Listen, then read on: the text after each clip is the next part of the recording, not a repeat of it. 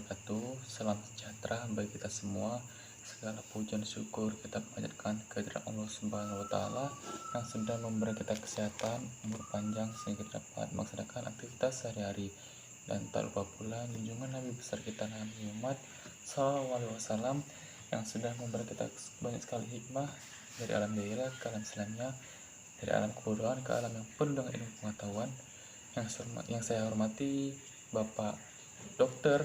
Tengku Muhammad Saudra selaku dosen pembimbing mata kuliah Pendidikan Keluarga Kenegaraan, dan saya hormati kawan-kawan sekalian.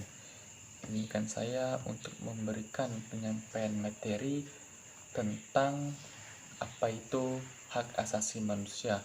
Saya Rian Hadi Pranata dan juga perwakilan dari anggota saya yaitu Bowi Mahendra dan Fauzan Reza. Oke, di sini saya akan menjabarkan apa itu hak asasi manusia. Mungkin teman-teman sudah tahu ya, apa itu hak asasi manusia, penjabarannya, pengertian, dan juga poin-poin penting dari hak asasi manusia. Di sini saya akan memberitahu atau menjabarkan kembali tentang hak asasi manusia. Oke. Apa itu hak asasi manusia? Atau sering disebut HAM. Hak asasi manusia yang merupakan ciptaan Tuhan Yang Maha Esa ini mempunyai tugas untuk memelihara dan juga menjaga kedamaian serta kesejahteraan bagi sesama manusia. Hal ini perlu dilakukan agar keharmonisan lingkungan dapat terjaga, sehingga kehidupan manusia menjadi lebih sejahtera dan lebih sangat layak. Maka dari itu, sudah sejak lahir, kita sesama manusia memiliki hak-hak dasar yang sudah melekat di dalam dirinya. Lalu, hak dasar manusia juga sudah dilindungi secara hukum dan secara universal, bisa membuat sesama manusia harus saling menghormati dan saling menghargai.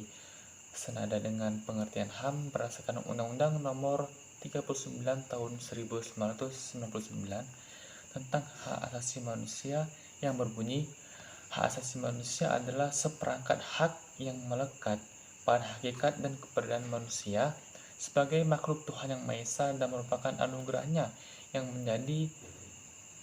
yang wajib dihormati, dijunjung tinggi dan dilindungi oleh negara, hukum, pemerintah, dan setiap orang demi kehormatan serta perlindungan harkat dan martabat manusia.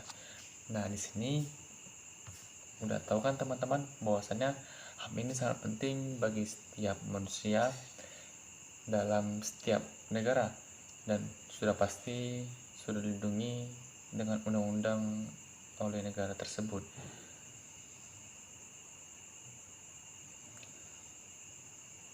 Di sini juga HAM ada bersifat hakiki, yaitu ciri pertama dari HAM adalah bersifat hakiki, yang berarti hak asasi manusia yang diberikan kepada semua manusia sejak lahir. Oleh sebab itu, setiap manusia harus menjunjung tinggi hak-hak dasar yang sudah dimiliki manusia lainnya. Apabila semua manusia bisa saling menghormati dan saling menghargai, maka kemungkinan besar kehormatan antar manusia dapat terjalin dengan sangat baik. Jadi kita semua manusia harus saling menghargai, saling menghormati sesama manusia agar silaturahmi selalu baik. Dan juga yang kedua, HAM bersifat universal. Apa itu universal? HAM universal bersifat yang berarti hak asasi manusia berlaku untuk setiap manusia yang ada di seluruh dunia tanpa melihat latar belakang, ras, dan agama. Dalam hal ini, latar belakang yang dimaksud adalah jenis kelamin, agama, status, ras, suku, bangsa, dan sebagainya.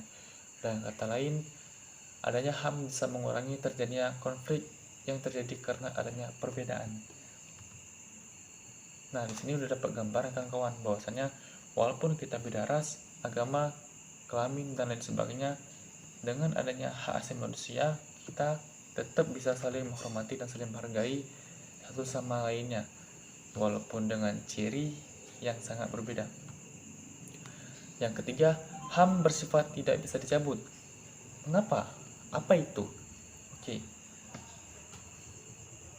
Ciri hak asasi manusia yang satu ini dapat diartikan bahwa hak-hak dasar yang sudah ada di dalam diri manusia sejak lahir tidak bisa diserahkan atau dicabut oleh orang lain.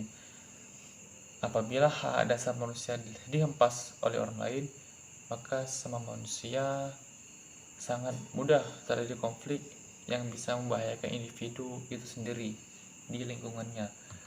Makanya itu sifat ini yaitu tidak bisa dicabut seenak mungkin karena dapat terjadinya konflik terhadap sesama individu hak kewajiban bernegara.